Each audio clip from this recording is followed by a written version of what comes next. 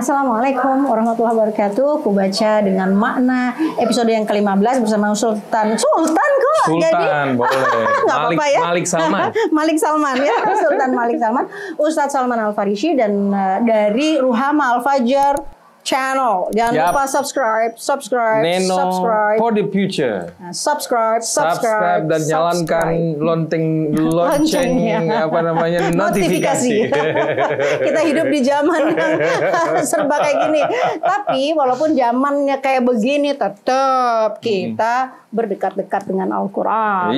Itu membuat jadi zaman hari ini tidak menjadi sebuah zaman yang hektik, tapi menjadi zaman yang sangat challenging ya, menantang kita, otak pikiran kita untuk memaknai Al-Quranul Karim. Kita sampai di ayat di surah Al-Fil.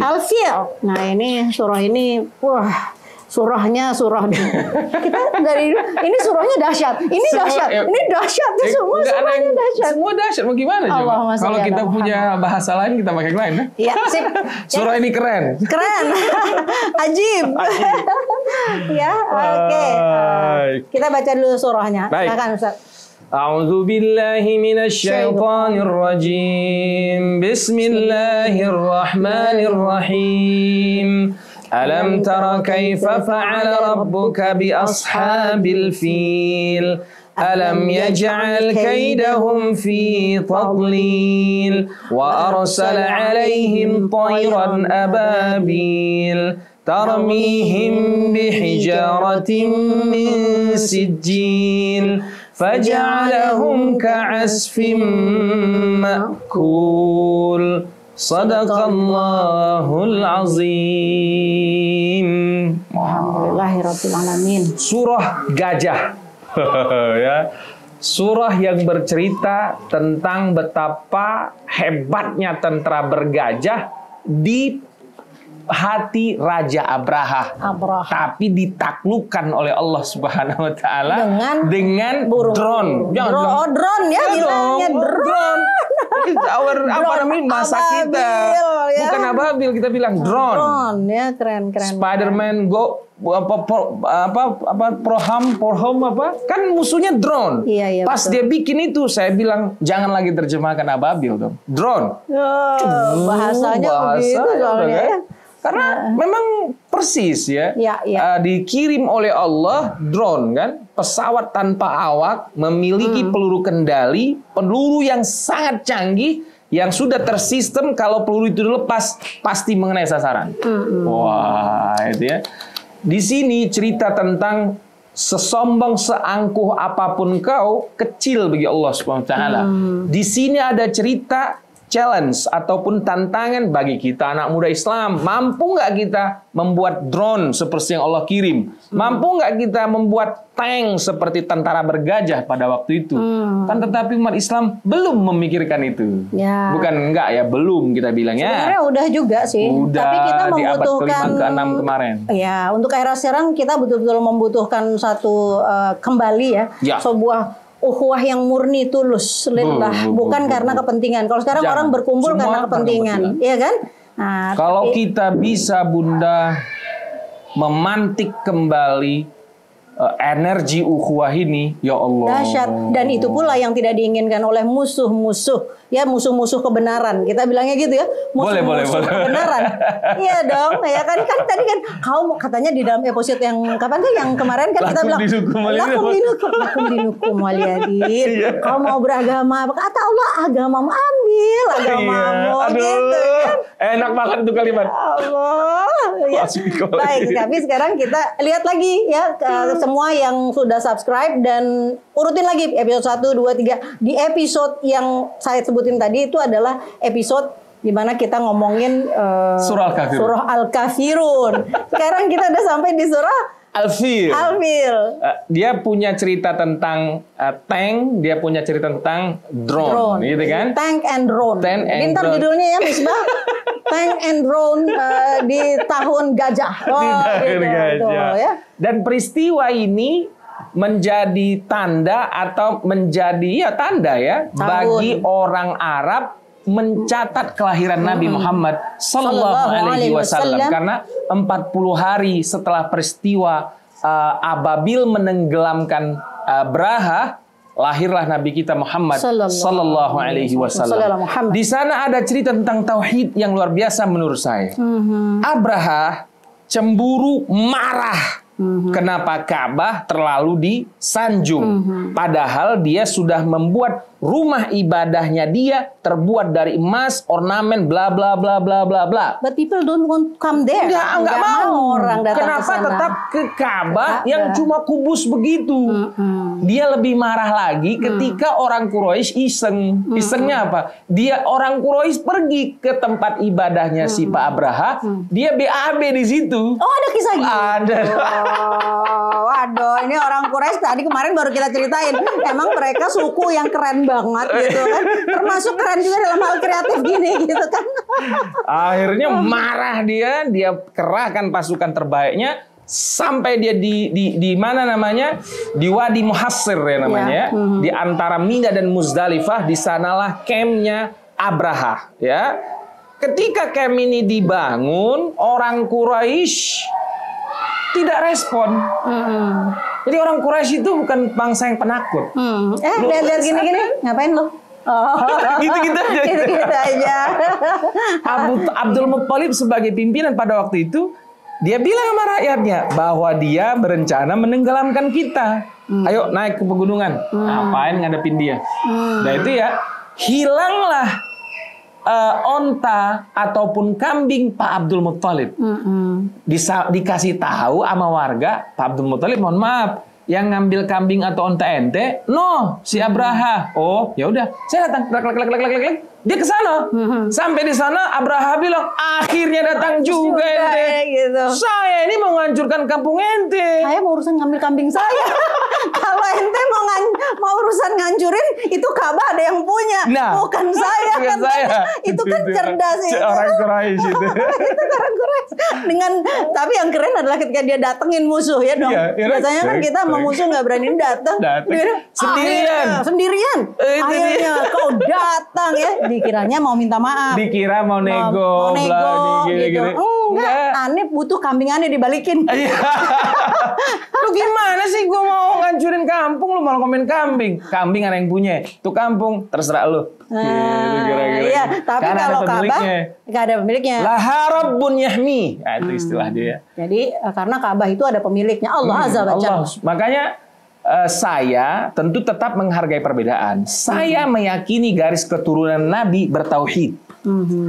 Artinya sebenarnya teks seperti ini banyak kita dapatkan di Sirah Ibn Hisham, di kitab-kitab sirah yang lainnya, sejarah yang lainnya, memang menunjukkan Aminah memiliki kepercayaan tauhid, Abdullah memiliki kepercayaan tauhid, Abdul Muttalib memiliki kepercayaan tauhid, Hashim memiliki kepercayaan tauhid. Tentu itu perspektif Salman Al-Farisi. Enggak, kalau kita berbeda, ngapain sih bertengkar? Lebih baik kita ngopi daripada berdebat. Iya. Jadi, alam tara kaifa fa'ala rabbuka bi ashabil fil. Allah ketika bercerita ini ingin kan bilang, ada alam taro, tahu nggak? Ente pernah tahu nggak? Itu. Have you ever heard? Have you ever heard? Have you ever known? Gitu. Tentang pasukan bergajah gitu ya. Terus alam yaj'al kaidahum fi tadlil. Strategi mereka dinihilkan oleh Allah Subhanahu wa taala. Kalau terjemahan biasa kan apakah tidak dijadikan Allah tipu daya mereka sia-sia. Kalau saya bilang strategi si Abraha yang sedemikian. Abraha ini kalau kita pelajari sebenarnya surah ini ngenyek habis-habisan Abraha. Abraha itu jenderal hebat, petarung, pemilik strategi, pemain politik, pembuat konspirasi. Dia mampu menggeser gubernur yang sah yang ditugaskan oleh Najasyi di Yaman dengan strategi politiknya dia. Itu Abraha. Udah deh, pokoknya semua ada di dia deh. Gitu. Makanya keren gitu. Ketika Allah bilang alam yaj'al kaidahum fi tadlil, semua kepintaran, kelicikan ya nol di sisi Allah Subhanahu wa taala. Kayak saya bilang sama Bunda ketika kita off air itu, sejarah Nabi ini atau sejarah itu sendiri dengan tokoh-tokoh ini mendukung, likat sekali kepada Al-Quran kita. Jadi gimana? Ibarat santan, jadi santan perasan pertama. Iya, Masya Allah. dengan cinta juga jadi cinta yang pertama. Cinta yang pertama dan terakhir. Rasulullah Sallallahu Alaihi Wasallam adalah cinta pertama kita dan cinta yang terakhir kita. Wa arsala alaihim tayran ababil. Yang dikirim oleh Allah drone. Si Abraha nggak tahu bisa pakai senjata udara. Nggak ada di otaknya dia. Dia udah pikirin strategi-strateginya dengan gajah yang terbaik. Kan gajahnya sampai gemetar itu di depan Ka'bah, kan akhirnya lumpuh Ka'bah itunya. Jadi Abraha itu menggerakkan pasukan bergajahnya dari Muhassir ke arah Ka'bah yang jaraknya kira-kira masih 16 sampai 17 kilo lagi. Itu 0,0 sekian senti pun itu gajah nggak mau jalan. Nggak mau jalan, dipecut dia. Tapi giliran diarahkan ke Yaman, dia berlari gitu. Itulah. Ada sinyal sebenarnya. Ya Allah. Mengenai ini Bunda, saya mohon maaf, mudah-mudahan waktu kita pas ini ya. Hidup kita ini pun selalu ada sinyalnya. Masya Allah, Masya Allah. Selalu ada sinyalnya. Cuman jeli tidak kita membaca sinyal itu. Mampu nggak kita? Ketika sinyal itu kebaca, mampu tidak kau mengapresiasinya. Kalau Abraha sinyal itu nyata, namun dia denial, menolak gitu loh. Mengabaikan. Udah tahu dia ini dipecut, dia nggak mau gerak. Harusnya dia mikir. balik. Maksudnya dia mikir, kok nggak bisa sih? Sini lagi, nggak bisa lagi. Waduh, jangan-jangan ada sesuatu nih. Soalnya begini, balik aja deh daripada habis gitu kan. Tapi dia namanya membangkang ya kan. Namanya Abraha, dia udah dimakan oleh gengsi dan haus kekuasaan ya. Dan akhirnya Allah kirim pasukan udara, drone, tarmihim bihijaratin min sijil ya. Itu dari neraka sijil. Bayangin, kalau itu nggak logis sama sekali. Burung, terus lu di paruhnya ada api aja, udah pasti tuh paruh burung pasti kebakar. Jangan terjemahkan burung, pesawat tempur yang canggih, drone. Iya, makanya terbuat dari baja. Jadi kelihatannya burung gitu, kelihatan diinin burung, burungnya burung besi ya. Burung besi baja terbaik ini. Tayran ababil ya. Tayran ababil. Karena kan toir itu kan Tayyarat, kapal terbang, pesawat terbang. Bisa diterjemahkan burung. Bisa. Iya, gitu. Ini kan kenakalan mahasiswa baru ini. Tayran ababil, burung ababil. Fatarmihim bihijaratin min sijil faja'alahum ka'asfim ma'kul. Yang efek peluru ini jika mengenai sasarannya dia hancur lebur. Senjata kimia. Ya, senjata kimia aja begitu. Gimana senjata dari sijil? Kok bisa ya dari sijil? Itu disebutin oleh Allah bahwa itu adalah dari sijil. Api neraka sijil. Ngeri banget loh. Ngeri banget. Tapi kalau kita yang tertantang, tapi kan udah sebenarnya terjadi ya. Harusnya nih ya, umat Islam kalau waktu itu tertantang mampu menciptakan senjata api. Iya. Karena sijil api kan sebenarnya. Iya kan? Api. Iya. Bukan AK-47 mungkin. Maksudnya iya. AK-47 Rusia udah kan. Dan di kesempatan singkat ini, saya juga mengajak kita yang anak muda ini ya, ayo dong, baca Al-Quran dengan pendekatan sains. Sudah dikeluarkan oleh LIPI, oleh beberapa ulama di Mesir juga sudah dikeluarkan. So unfortunately, if I hear LIPI udah nggak ada. Masa sih? LIPI, Lapan, Batan, apa semuanya. Sekarang udah nggak ada.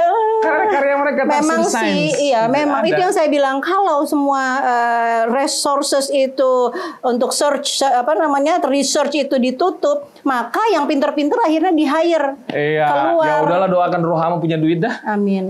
Rohama punya duit, nanti Rohama yang meng-hire. Tapi gini, sebelum ke rumah Rohama punya uang dan kita himbau dulu yang dekat-dekat aja, yang gampang-gampang aja. Yuk kita wisata ngaji di rumah Al-Fajar dan kemudian kita berempati atau kita menyayangi putra-putra kita yang dididik di sini ada 80-an anak-anak yang belajar mengaji sambil belajar bercocok tanam dan juga beternak dan berikan. Berikan apa sih? Beternak ikan. Beternak ikan. Oke. Dan semuanya insya Allah kita bisa dan siap kerjasamakan dengan semua teman-teman sejauh engkau menyintai wakaf. Wah, kuncinya itu. Dan jangan lupa yang menyintai wakaf juga menyintai Neno for Future and Ruhama Al-Fajar channel. Don't forget to subscribe. Dan jangan lupa lihat juga IG kita, IG-nya Ustadz, IG saya dan juga FB, serta juga TikTok. Oke, Misbah Ar-Ruhama, jangan lupa ya, drone, judulnya tank dan drone ya. Di tahun gajah. Kita akan ketemu lagi di surah yang berikut, tidak perlu dalam tapi bikin penasaran di episode yang ke-16. Insya Allah ya Ustadz, sehat ya. Insya Allah kita ketemu di episode 16. Assalamualaikum warahmatullahi wabarakatuh. Waalaikumsalam warahmatullahi wabarakatuh.